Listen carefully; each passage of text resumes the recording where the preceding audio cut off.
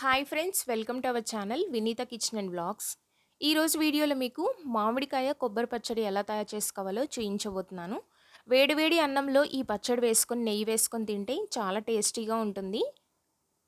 ఈ పచ్చడి తయారు చేసుకోవడానికి ముందుగా స్టవ్ ఆన్ చేసి ప్యాన్ పెట్టి 2 టీ స్పూన్స్ ఆయిల్ వేసుకొని హీట్ అయ్యాక 1 టేబుల్ స్పూన్ పల్లీలు, 1 టేబుల్ స్పూన్ పచ్చిశనగపప్పు, 1 టేబుల్ స్పూన్ మినపప్పు వేసుకొని వేయించుకోవాలి.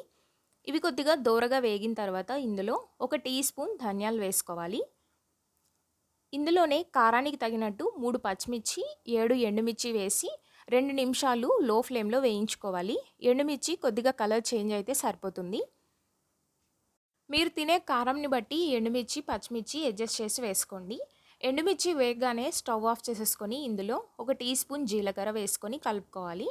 ఆ తర్వాత ఇందులో పొట్టు ఒలుచుకున్న 3 వెల్లుల్లిపాయ రెమ్మలు, చిన్న సైజు కొబ్బరికాయ నుండి తీసిన కొబ్బరి ముక్కలు వేసి అంతా ఒకసారి కలిపి ఈ ప్యాన్‌ని చల్లారే వరకు పక్కన పెట్టుకోవాలి.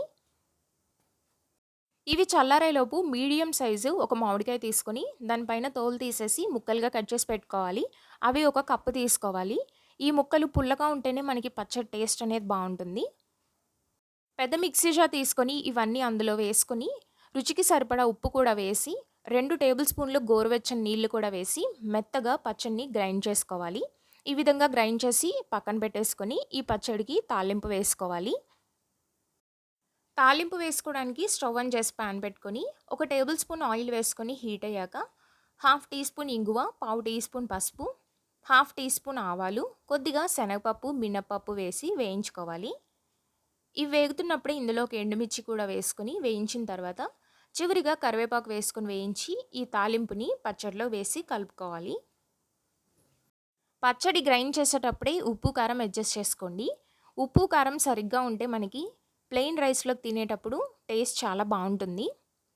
అంతే అండి, మామిడికాయ కొబ్బరి పచ్చడి రెడీ.